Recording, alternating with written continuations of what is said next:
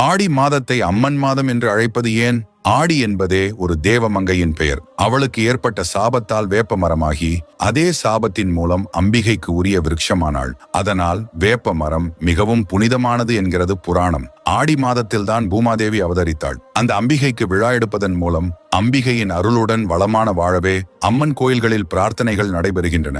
ஆடிப்பட்டம் தேடி விதை என்பது பழமொழி.